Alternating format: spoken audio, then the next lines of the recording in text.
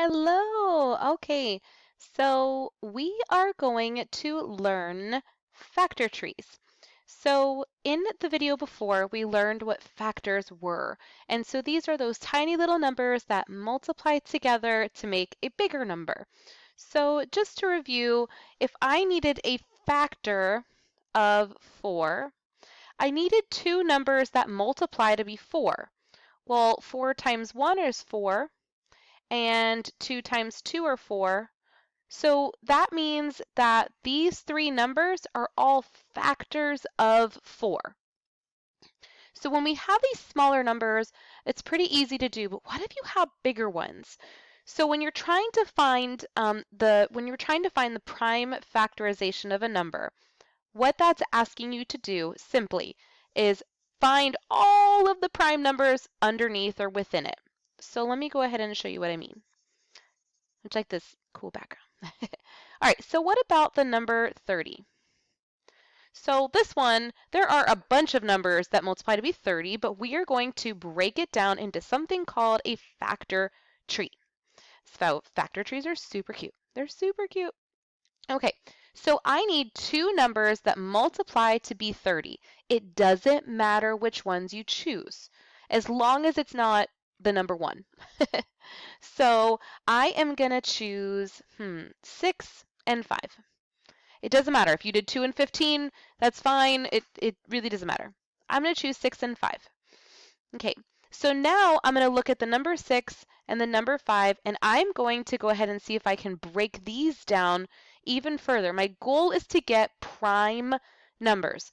Prime numbers are numbers that can only be multiplied by 1 in itself. So an example of a prime number would be 17. There's no two numbers other than 17 times 1 that make 17. Or 13. There's no two numbers other than 13 times 1 that make 13. Okay, so those are called primes, and that's our goal. That's what we're trying to get to. So I'm going to look at the number 6. Other than 6 and 1, are there any numbers that could possibly be multiplied together to make 6? And there are. I can break this down even further to 2 times 3. Okay, so now that I've broken 6 down, I'm going to follow this cute little path down here and look at each number individually. See how it's starting to look like a tree? So the number 2. Other than 2 and 1, are there any numbers that multiply to be 2? And there's not. So I'm going to put a circle around here. That is a prime number. I've reached the end of my tree. That's the Christmas ornament on the tree. All right, then we come down to the number 3. Are there any numbers other than 3 and 1 that multiply to be 3? And there are not. So we're going to circle here. So we have reached the end of this branch here. Let's go back up to 5. So other than 5 times 1, are there any numbers that multiply to be 5? And we're not talking decimals. You don't do like 2.5 times 2. Whole numbers. And there's not. So 5 actually gets this cute little circle because he is prime too. So the prime factorization of 30 is just this. 2 times 3 times 5. This would be your final answer if you're looking for that prime factorization. Super cute, right? Okay, let's try another one.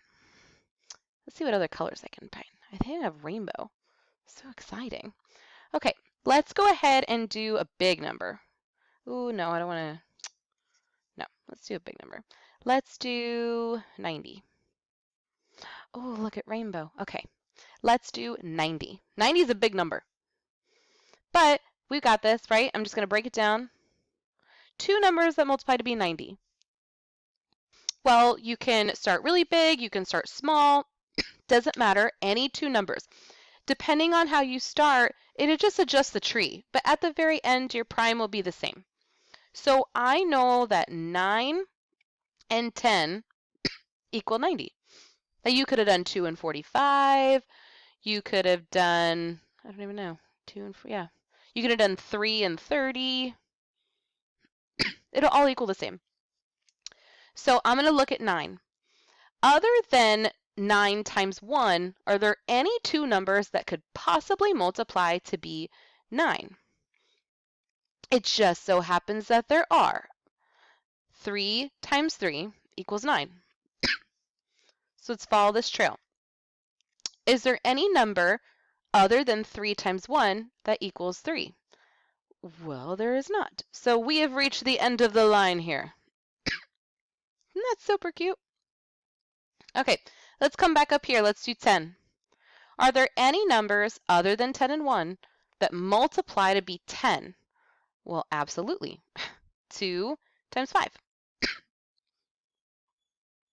Now, we already determined in the last example that 5 is prime. There's no numbers that multiply to be 5.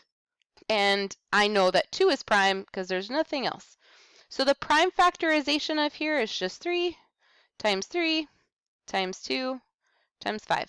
Sometimes they'll write it this way with dots. Those big old dots just mean multiplication. I told you math people, they're just lazy.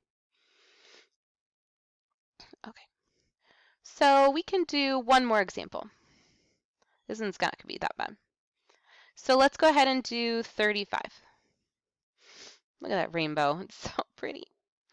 All right, two numbers that multiply to be 35 that are not 35 and 1. So the only ones I can think of are 7 and 5.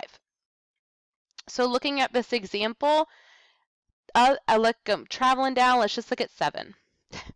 With the number 7, are there numbers outside of 7 and 1 that multiply to be 7? I don't think so. So that's the end of that line. And then 5 is the same. So my prime factorization here is literally just 7 times 5. This isn't that bad. So if you just follow the trees, make sure you're staying organized, okay, when you do them. Make sure that you're just kind of following and just making cute little things, because that might be where things get tricky, is when things kind of don't align or don't line up.